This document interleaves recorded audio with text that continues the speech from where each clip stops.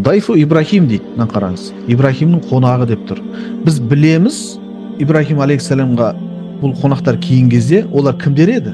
Олар періштелер болады, дұрыс па? Адамның кейпінде келген бірнеше періштелер келеді.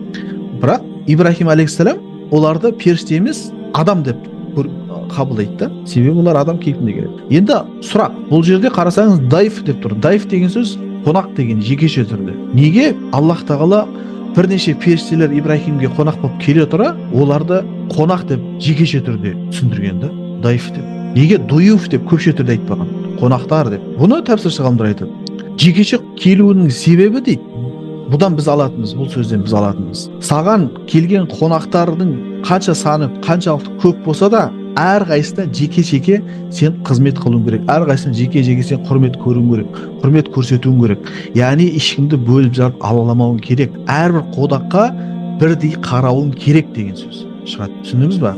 Сол үшін Ибрахим пайғамбар да өзіне келген қонақтарға олар көп болғанымен оларға сондай әрқайсысына жеке-жеке қызмет етіп құрмет көрсеткен деген мағына шығады. Сол үшін бұл жерде қонақ деген сөз жекеше түрде келген деген мағына шығады. Ешкімді алаламайсыз, ешкімді біреуді жақтырып, біреуді сондай бір араларыңызда сондай бір бір-біріне деген сондай бір көңілдеріңіз түсіп, анау неге келді, анау неге келмеді, анау қайда деген сияқты ешкімді алалауға болмайды деген сөз шығады. Яғни көп қонақ келсе де олардың барлығын бір қонақ сияқты күтесіз деген сөз. Өзі Құранда сондай әдіс бар. Бұл осындай Құранның кереметтілігі, тілдік ерекшеліктерін әрдайым ескеріп айтып отырамын сіздерге де, басқа кісілерге де.